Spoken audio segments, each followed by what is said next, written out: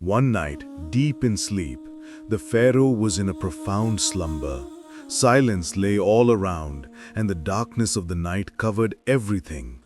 Seeing this golden opportunity, Hazrat Asiya radiyallahu anha quietly rose and devoted herself to the worship of Allah, the Lord of the worlds. For a long time, she worshipped with a full heart and sincere devotion. Then she raised both hands and began to supplicate to Allah with tears, saying, O Lord of the worlds, whatever happens in this world happens by your will. Nothing is possible without your permission. O my Lord, guide my husband. Out of ignorance he considers himself a god and commits oppression against people. Purify his heart. Grant him knowledge that will open his eyes. Make him repent for his wrongdoing. We are all your creation. Forgive us and grant us the ability to walk the straight path.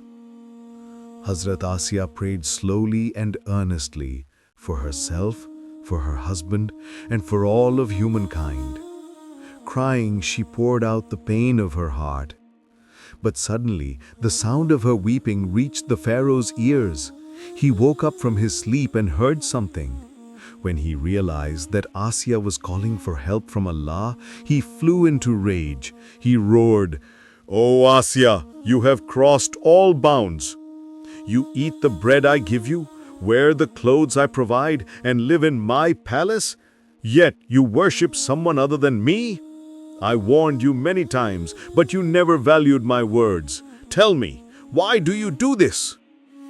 Hazrat Asiya replied in a soft and loving voice, O my husband, I am your faithful wife. My duty is to serve you and always wish for your welfare. I pray to Allah so that He may keep you safe in this world and in the hereafter. I never wish harm for you. The Pharaoh's anger increased. He said, I will not tolerate these words. I am extremely displeased with this behavior. This is my final warning. If I hear the name of Moses is God from your mouth again, the consequences will be terrible. Hazrat Asiya, with calmness and wisdom, said, O my husband, you are the greatest king of Egypt. The people obey your commands. Truly you have no rival in power or intellect here. Yet why do you persist in this ignorance? You know that the one true owner of the entire universe is Allah, the Lord of the worlds. Why then do you call yourself God? If you were truly God, could you create even a tiny mosquito or a fly? If you cannot create so much as a little insect, how can you be God? Look, the sun, the moon, the stars, the high mountains, and the plants all are the creation of Allah's power. Can you make any of these? If not, on what basis do you claim divinity? You rely only on your power and might to make this false claim. Am I not speaking the truth?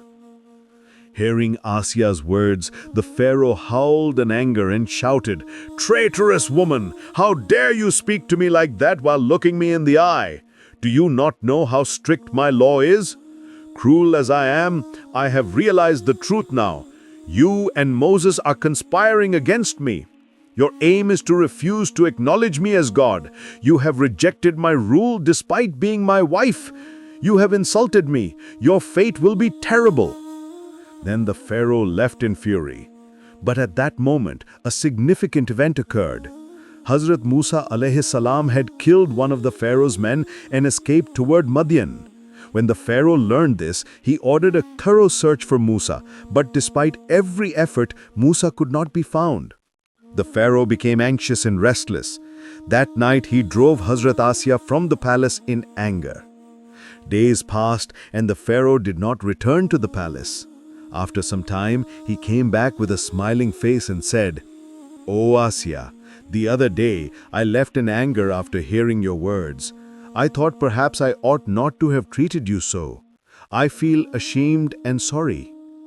Hazrat Asiya answered gently, O my beloved husband, there is no need to be ashamed. You are my husband. You alone have the right to admonish me. But I say this, My faith in my principles cannot be shaken by threats. I do not fear death, for my only reliance is Allah, the Lord of the worlds. I would never wish harm for you." The Pharaoh said, "All right, I will ask you a question. Tell me truly, where is Musa now?" Hazrat Asiya replied, "I do not know. What do you think? I do not know whether anything happened to Musa." The Pharaoh said, "No, I mean, is there any chance if he met me, I would kill him?" Hazrat Asiya answered simply, "You know best what you would do." The Pharaoh said, "My greatest sorrow is that even though you are my wife, you refuse to recognize me as God. Everyone in Egypt considers me God, except you. I must decide justice and punishment for my realm. Some days ago, Musa killed one of my servants and fled. I will not tolerate it. What will my people think of me now?" Hazrat Asiya said, "If I answer you, will you remember how many silent Israelite children you have killed? Have you ever accounted for that crime? You ruled this land, yet you have taken thousands of innocent children's lives. Is this not oppression? Will there be no reckoning for such cruelty?" The Pharaoh, moved to tears by his rage, said, "I thought I would not be angry with you today, but you have provoked me again. Listen, through my divine claim, I wish to maintain my rule over people's hearts. This is my last demand. Accept me as God, or you will face a horrible fate." Hazrat Asiya, with calm courage, replied, "For the last time I tell you, I believe only in Allah, the Lord of the worlds. I worship Him and bear faith in Him. So abandon this false claim of divinity and believe in the true owner." The Pharaoh's face turned crimson with rage. He stormed out of the palace, determined to punish Asiya. He summoned his close friend and minister, Haman. Soon Haman arrived and asked what had happened. The Pharaoh said, "Haman, you are my childhood friend. Every success of mine is due to you. Now a family problem has arisen. My wife Asiya refuses to accept me as God. I warned her, expelled her from the palace, but she continues to pray to Allah and cry, and even leads Musa's cause. This must not be known by others. Tell me, what should be done with this rebellious woman? How should she be punished?" Haman replied, "My opinion is to imprison the lady.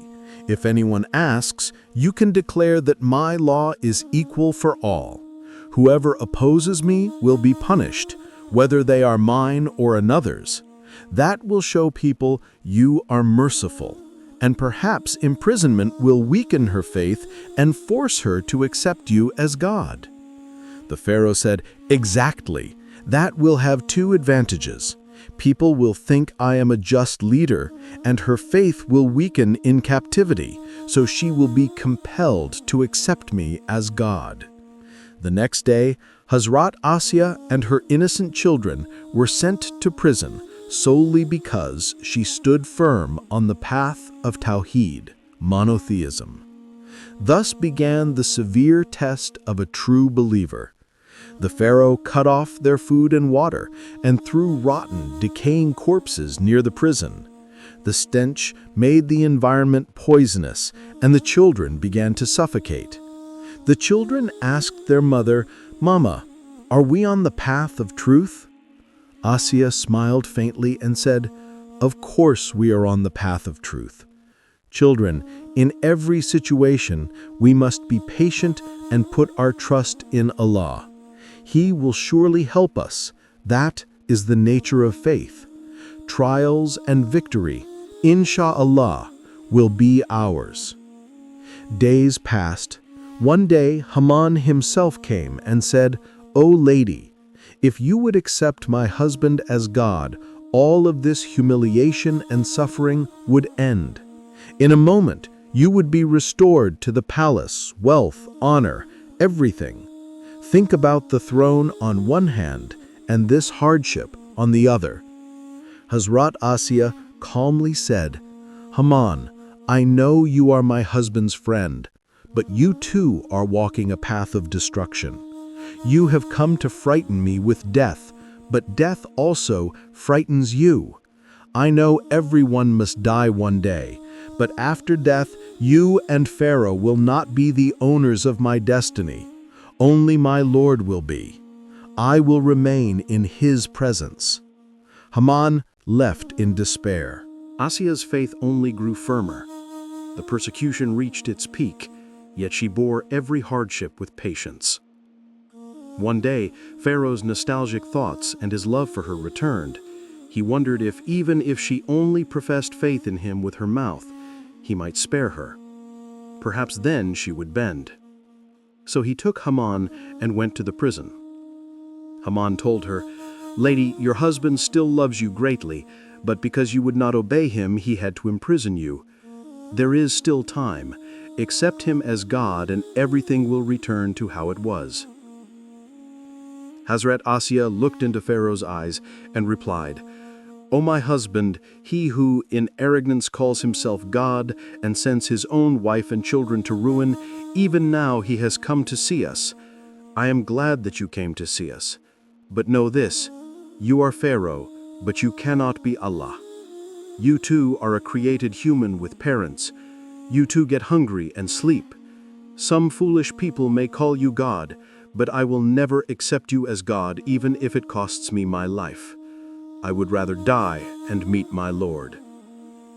The Pharaoh, enraged, said, I thought you might yield. You are my first wife, and I began my life with you. I love you, yet I had to imprison you. I have no other way. I ask you one final time, at least say that I am God. Hazrat Asiya replied, I will not beg for my life from you. I have long been ready to go to the presence of my Lord. At this, the Pharaoh and his followers flew into fury. He ordered that she be punished publicly the next day in the open field so that all of Egypt could see the consequence of refusing to acknowledge Pharaoh as God. Hazrat Asiya realized that the next day might be her last, and she prepared herself mentally and spiritually. Night passed and morning light spread.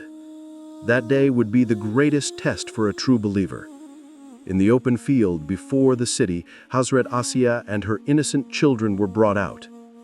People from every corner of the city came, young and old, men and women. All were tense, holding their breath to see what would happen. The Pharaoh and his ministers arrived. The Pharaoh again said to Asiya, There is still time. Will you accept me as God? Asiya smiled with full confidence and said, I believe only in Allah, the Lord of the worlds. I tell you once more, accept your true Lord as your Lord. The Pharaoh roared, Do you know before whom you are speaking? Who am I? Asiya answered calmly, Yes, I well know that you and I are both creations of Allah. The Pharaoh warned her once more. If she accepted him as God, he would free her. If not, she would die. Asiya replied, I do not ask for my life from you. I have long been ready to go to my Lord.